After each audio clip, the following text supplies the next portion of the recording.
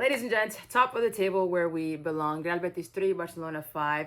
Let's get into it. But first things first, if you're new to the channel, subscribe. If you come from TikTok, if you come from Twitter, honestly, if you come from anywhere else, subscribe to the channel. I'm going to try to be on here more consistently, hopefully after every Barcelona match and every UCL match. But yeah, that's the goal for next year. So yeah, if you're new, subscribe and let's get into the video. I need somebody to make a compilation of all the goals that Barcelona conceded first so far this season. Because wow, why is it that every single week, every single time, the goals that we concede are such fluke goals, man? Something that we could have prevented. You're gonna tell me we let Anthony score in the first 6 minutes of the game? We are unserious. We are so unserious. And it's not like he took a player on 1v1, scored a banger. No, that was completely our fault. But again, story of our lives, because it's been happening every single week this season so far. Now, I do want to thank one person, and that is Ferran Torres. Ferran Torres got a 9.7 rating on FootMob, ladies and gents.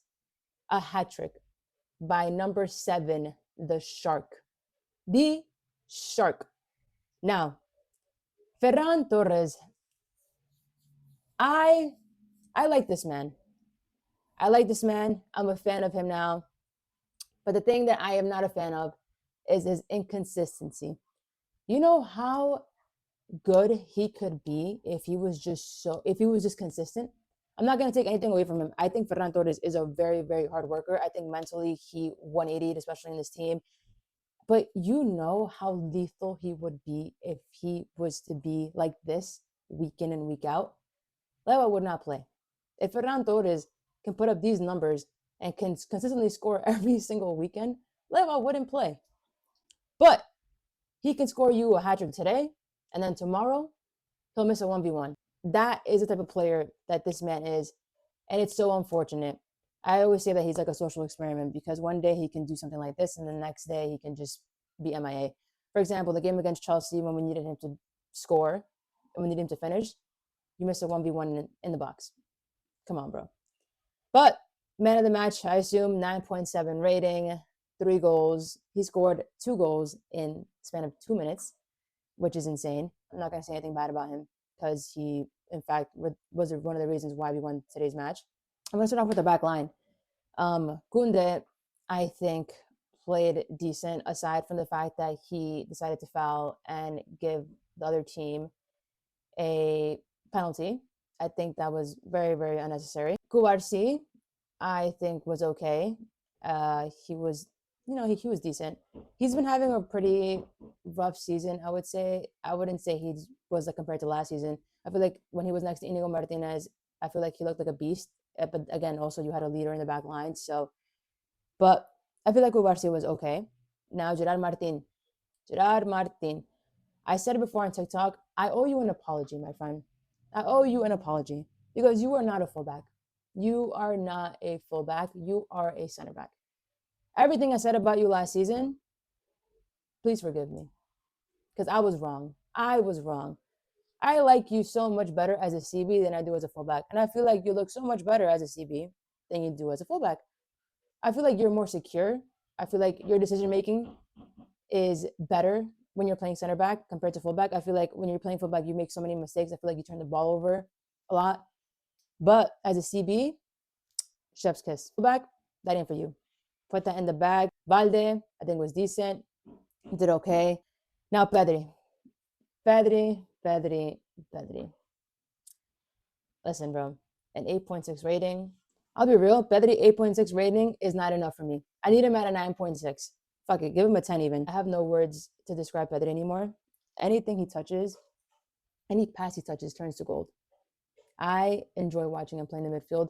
The passes that he gives you in the midfield, next level. Best midfielder in the world. Argue with your mother. This team would be nothing without him. And I'll be so real. Without him in the midfield, we'd be cooked. It's night and day when he plays versus when he doesn't play. Also, it's night and day when a certain number 11, a certain Brazilian man named Rafinha, when he plays versus when he doesn't play, you can tell. He didn't even play today, mind you. But that's okay. Because I still stand by my boy. And I still stand by my statement, too, that I said earlier this week on TikTok that without Pedri and Rafinha in this Barcelona team, we'd be nothing. We would be nothing. Pedri, obviously, because he dictates the midfield, this is literally his midfield. This is literally his team.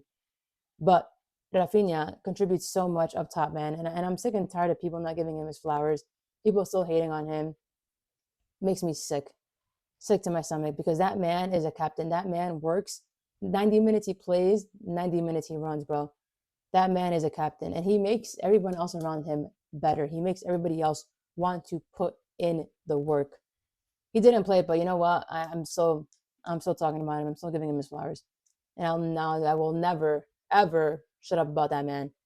Ever. Nick Garcia, ladies and gents, is one of the players that's been playing, I feel like, with much more confidence this season. I feel like he looks really good. I feel like he complements Pedri in the midfield really, really well. I know people like the De Jong and Pedri combo. I'm a fan of that too, trust me. But I like this combination too. I feel like they complement each other really well. And Eddie Garcia has also, I feel like, has been proving himself a lot this season.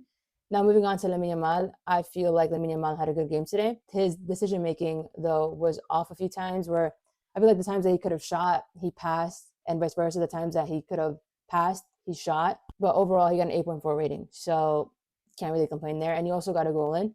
I know it was a PK, but, you know, a goal's a goal. Rooney, I was not familiar with your game.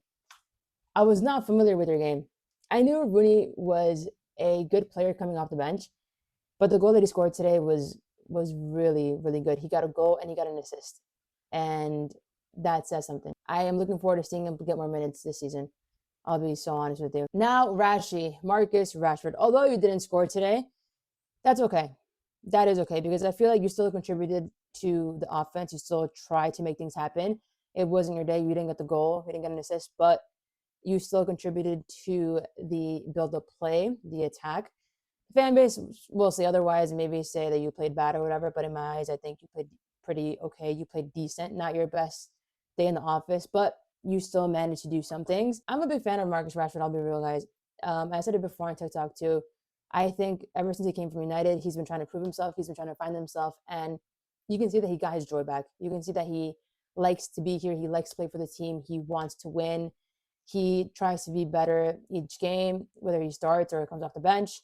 I'm a fan of Marcus Rashford. What can I say? I don't have anything bad to say about the subs that Flick made, other than the fact that Fermin Lopez, my number 16, what was that cameo?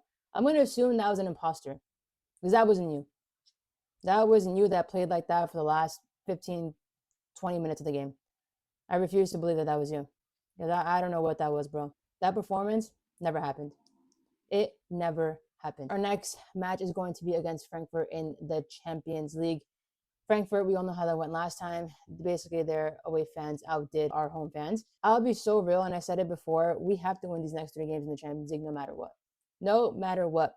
I do not want to see this team play a playoff game in this Champions League campaign. Nope. I don't want to go through that. Especially with the way we have been playing in the Champions League so far. I would rather us, hopefully, place in the top 8, top 9, than have to see us play a playoff game in this campaign. And I want to see, and I want to know what Flick is going to do to put us and hopefully get us there. Because our record in the Champions League so far, it ain't good. Let me see. We've only won 1 game. Actually, no, 2. Which is Newcastle, when he went to St. James's Park. We lost to PSG. We beat Olympiacos 6-1. We tied Club Brugge. We lost to Chelsea. And we have 3 more games left to play in the Champions League campaign. We have to win the next 3, no matter what. There's no excuses. We have a fairly okay, honestly pretty easy next 3 games that we should win. Other than that, if we don't, it's going to get dark, and it's going to be bad. Now, if you ask me, Kelsey, is Barcelona going to win the Champions League this year? Do I want them to win it? Yes. My heart wants them to win it. But do I think that they are going to, as of right now, today, December 6th? I don't think so. I'm going to say no. Because of the fact that we still have things in our defense that we have to tweak and that we have to fix. If you want to be serious, if you really want to compete for this trophy, we have to be able to fix our backline. We have to be able to fix our mistakes and not let it happen week in and week out. But I do feel like Barcelona offensively, since like last season, have the capacity to be able to compete. I think offensively is not a problem. I think it's more of a defensive issue that Flick has to kind of fix and be like, okay, these next 3 games in the Champions League, what are we going to do? How can I fix this team? How can I not let this team concede so many goals or concede the most silliest goals in this campaign. And I'm going to look at him these next 3 games in this Champions League campaign and be like, okay, Mr. Flick, what can you do for us? Can you win us these next 3 games in this tournament to get us to hopefully a top 8, top 9 spot? But honestly, with Pedri back, with Rafinha being back, and I feel like our squad is going to be full strength now, I think we have a chance to go on a good run, especially in La Liga and also in the Champions League. But again, defensively, that's where it lies. I'm going to end the video here because I got dark really fast, and sorry for the light switch. I want to say thank you guys so much for tuning into the video, whether you come from TikTok, Twitter, or wherever else. And I will see you in the next one. And don't forget to like and subscribe.